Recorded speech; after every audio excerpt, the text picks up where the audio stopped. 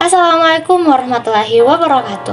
Di video kali ini, aku akan membahas mengenai apa sih potensi diri itu dan bagaimana sih cara kita mengetahui potensi diri kita. Tentunya, tiap individu memiliki potensi dalam dirinya masing-masing. Hanya saja, ada beberapa dari kita yang tidak mengetahui atau bahkan kurang mengeksplor dirinya sendiri.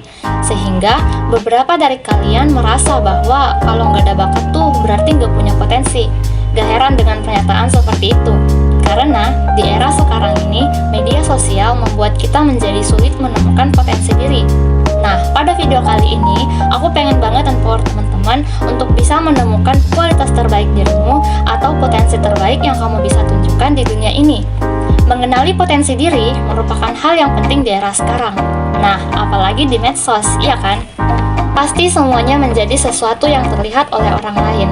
Misalnya nih, katakanlah si A lagi kumpul-kumpul bareng sama temennya. Pasti akan ada aja pertanyaan-pertanyaan seperti kamu kerja di mana, kamu punya apa, atau mungkin sekarang kamu berbisnis apa. Dan ketika menggunakan barang mewah, itu melambangkan suksesnya diri kita. Nah, buruknya teman-teman, ketika sukses diinterpretasikan sebagai sebuah definisi dari potensi yang kita punya menurut orang lain, atau bahkan menilai dari sudut materi. Ini yang bahaya. Oke, kita bahas dulu satu persatu. Apa sih pengertian definisi dari potensi diri itu? Nah, menurut David Hyundai dalam artikel ilmiahnya diterbitkan di tahun 2020, potensi diri merupakan kualitas terpendam seseorang yang dapat diwujudkan dan dikembangkan melalui berbagai pengalaman yang akan mengarahkan individu pada keberhasilan dan pencapaian hidupnya. Selama ini, banyak orang yang memiliki pemahaman bahwa potensi diri itu bersifat mutlak atau bawaan lahir. Padahal, hal tersebut belum tentu 100% valid atau tepat. Jadi, untuk memahami potensi diri, ada beberapa hal yang bisa kita lakukan nih teman-teman. Konsep pertama adalah kenali bidang yang disukai.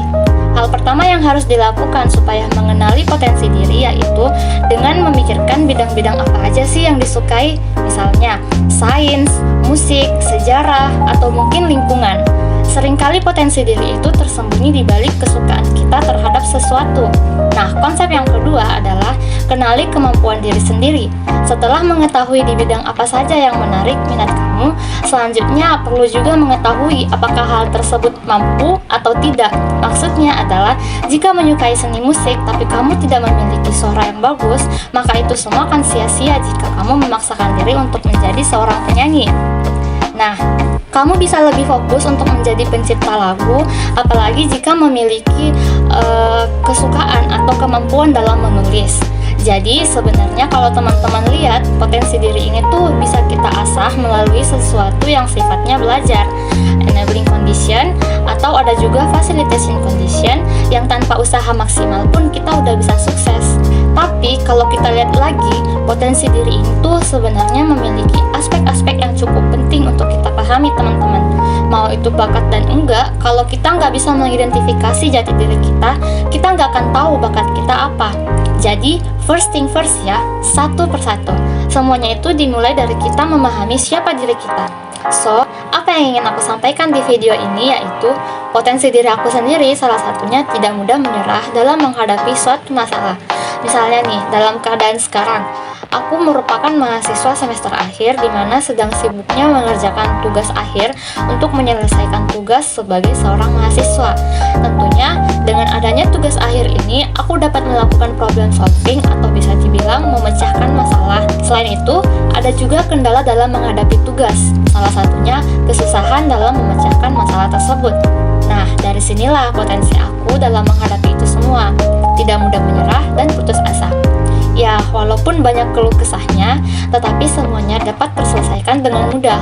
Tentunya tidak dalam 24 jam masalah tersebut selesai, tetapi membutuhkan waktu yang cukup lama untuk menyelesaikan itu semua secara satu persatu.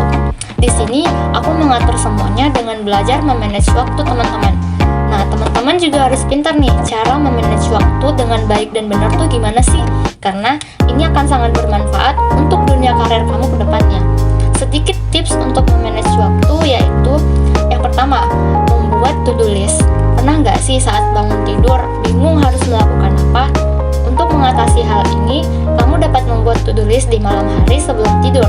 To-do to-do list ini berisi daftar tugas-tugas yang harus kamu selesaikan esok harinya. Kenapa bikinnya malam hari? Agar saat bangun tidur, kamu nggak bingung lagi dan sudah tahu harus melakukan apa. Yang kedua, selesaikan pekerjaan sesuai prioritas. Nah, setelah membuat to-do list, mungkin kamu masih bingung, pekerjaan mana sih yang perlu diselesaikan lebih dulu? Nah, maka buatlah matriks Eisenhower atau matriks penting. Matriks ini membantu kamu membagi tugas yang harus diselesaikan, mulai dari yang terpenting hingga yang tidak terlalu penting. Ketiga, tetapkan batas waktu untuk menyelesaikan setiap tugas. Nah, agar kamu dapat bekerja dengan lebih fokus dan disiplin, belajarlah untuk menetapkan batas waktu untuk setiap tugas. Kamu bisa coba time boxing. Salah satunya, teknik manajemen waktu yang bisa membuat kita menjadi lebih disiplin dan fokus dalam menyelesaikan pekerjaan. Keempat, ambil jeda istirahat.